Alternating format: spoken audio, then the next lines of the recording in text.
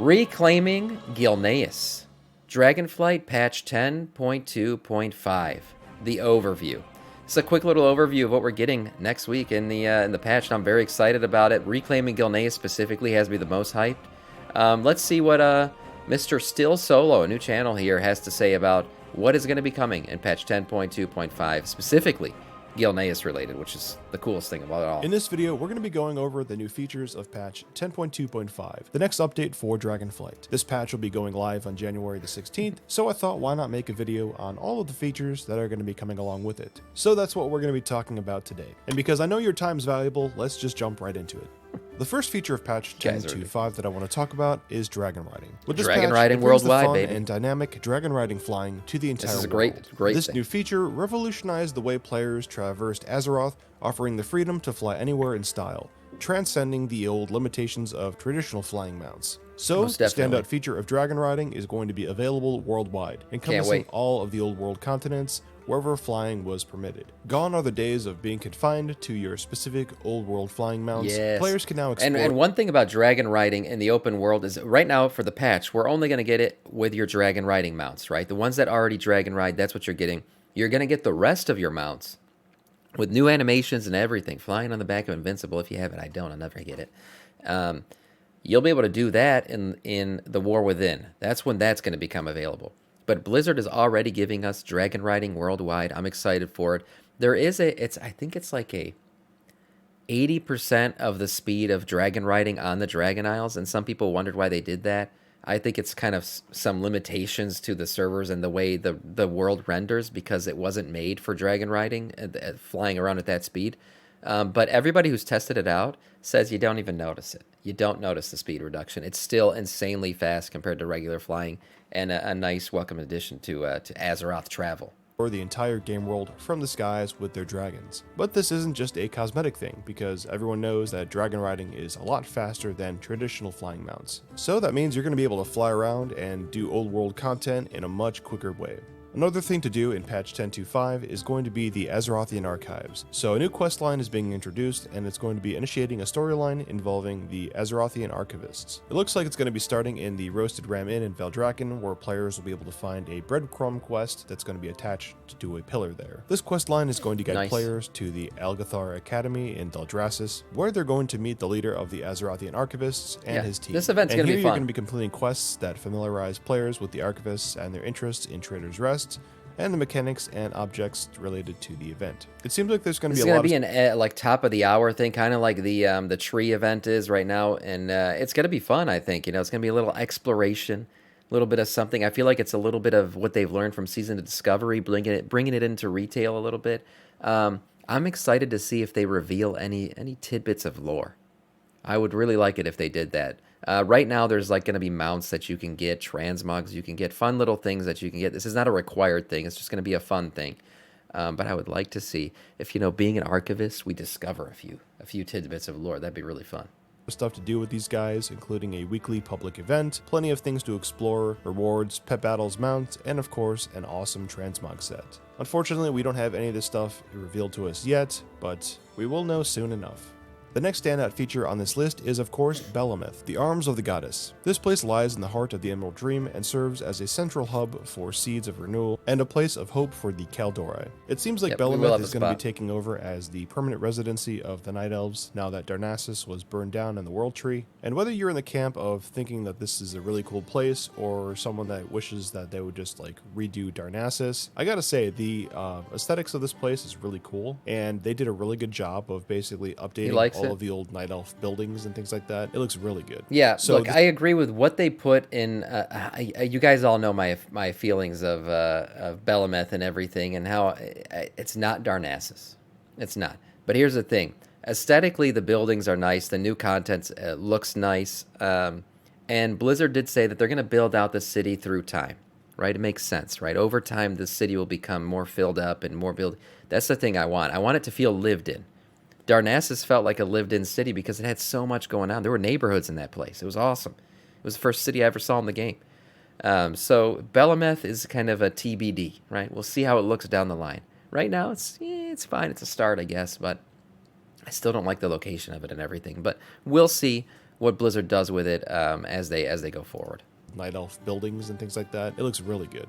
So this next feature is something that I think players are going to be really excited about, and that is the retaking of GILNEAS. That's right, it looks like players are finally going to be able to get a conclusion to a 13-year story arc, which is kind of insane. Now, as far as how this is going to play out or what it's going to look like, everything is still hidden and you can't do any of this on the PTR, so players are still kind of just stuck speculating as to what's going to happen. Now, if you do go to GILNEAS on the PTR right now, there are NPCs kind of hanging out and just going about their days. Now, clearly everything here looks like it's still kind of unfinished, and I would imagine that there's probably some like conflicting phasing things going on right now. But if you do walk around, you can see some pretty interesting things. Like I'm so excited for this. There's vendors, and of course an innkeeper where you can set your Hearthstone. So if I were a betting man, I would say that I think GILNEAS is going to turn into a player hub where you'll be able to actually go and hang out. Another really cool feature for this patch is something that we talked about a while back, and that is the follower dungeons. So what this is basically a way for players to do dungeons with NPC or AI followers, or companions, whatever you want to call them, and basically you can just do the dungeon by yourself without having to group up with other players. And it looks like this is going to be a way for... Real quick, before he gets into follower dungeons a little bit deeper, the GILNEAS stuff, I really hope, obviously we're going to do this on stream. I'm very excited to do a retaking of GILNEAS. This is probably the most exciting thing for me, especially because I'm going to take my time with it. We're going to do it right. We're going to go through the lore content. Here's the thing. The main thing is I want to see GILNEAS actually become a legitimate city. Not just like, oh, we phased out all the bad shit and now you can just kind of walk around in a dead-ass city. No, I want to see become a city that, like, if I decide to go here and spend my day here, it's doable. Like, the NPCs are, you know, they can repair my armor, do all this shit, and there probably won't be an auction house, but there's an inn and everything. And, like, I want it to feel like we have retaken GILNEAS, and now there's a point that you could actually go there. Now, if you do go to GILNEAS on the PTR right now... Yeah, because the PTR right now, like he described, it's still kind of phased out in a weird way. But I hope they advance this and really bring GILNEAS back to glory. Look at that innkeeper and everything, man. This is what I want. This is what I want. Out.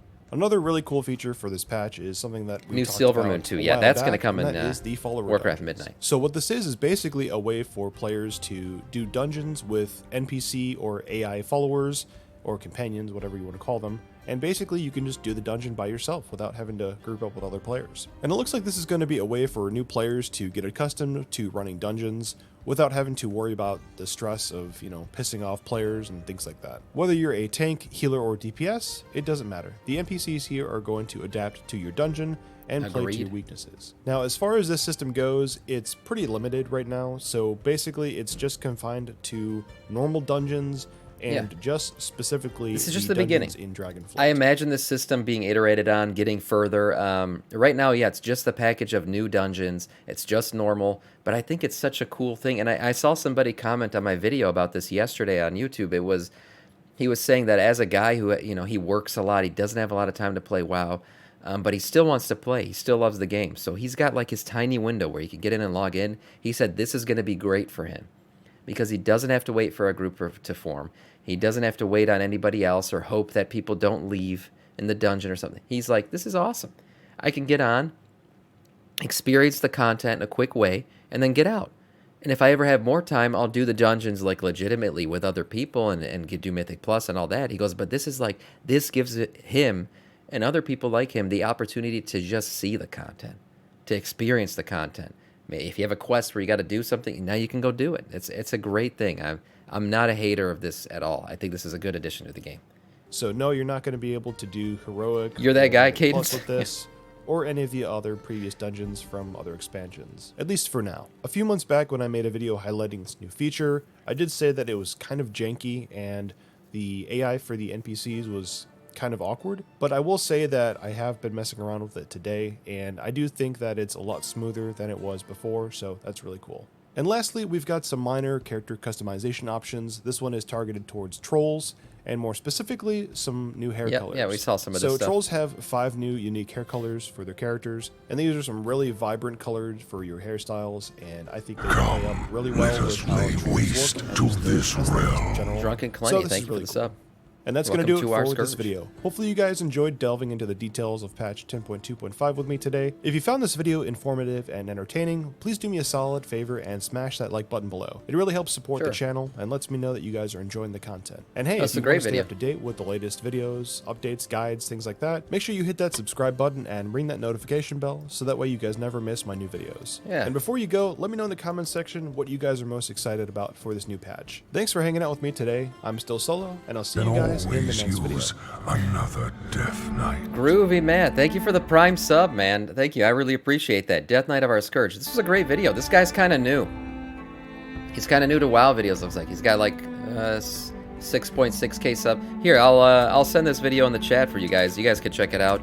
Check out his channel. I liked it. We'll watch more of Still Solo. This was definitely a good one. And I'm excited for patch 10.2.5. Most specifically, retaking GILNEAS and everything else that's coming with that. I'm very excited for it. I think it's going to be great. I think it's going to be fun. And I can't wait. I can't wait.